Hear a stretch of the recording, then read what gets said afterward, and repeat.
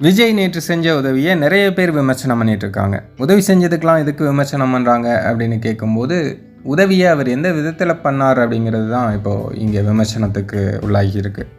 எல்லாரும் பாதிக்கப்பட்ட மக்களை நேரில் போய் பார்த்து அவங்களுக்கு உதவி செய்வாங்க. ஆனால் இவர் என்னடான்னா பாதிக்கப்பட்ட மக்களை அங்கே வா இங்கே வான்னு அலக்கழித்து அவங்களுக்கு உதவி பண்ணியிருக்காரு. அவங்களே இயல்பு வாழ்க்கை பாதிக்கப்பட்டு தான் வீட்டில் உட்காந்துருக்காங்க. அப்படி இருக்கிறவங்கள நீங்கள் பஸ்ஸை பிடிச்சி பனையூருக்கு வாங்க, நீங்கள் அங்கே வாங்க இங்கே வாங்க அப்படின்னா அது என்ன அர்த்தம்? அது சரியாக இருக்காதுல்ல. அதை தான் நிறைய பேர் விமர்சனம் பண்ணியிருக்காங்க. குறிப்பாக சவுக்கு சங்கர் கூட ஒரு விமர்சனம் பண்ணியிருக்காரு. ஏன் இவர் போக மாட்டாரா, மக்கள் இவரை தேடி வரணுமா அப்படின்னு விஜய்கிட்டே கேட்டிருக்காரு. இவர் போனால் கூட்ட நெரிசல் ஆகும் அப்படின்னு ஒரு கருத்தை சொல்கிறாங்க.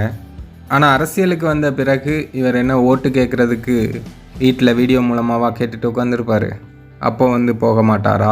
ஏன் இப்போ மாநாடு நடத்தினாரே, அப்போ அத்தனை பேர் செத்தாங்களே, அப்போல்லாம் அவங்களுக்கு பிரச்சனை இல்லையா? இப்படியும் நிறைய விஷயங்கள் விஜய்க்கு கேள்வியாக வைக்கப்படுது.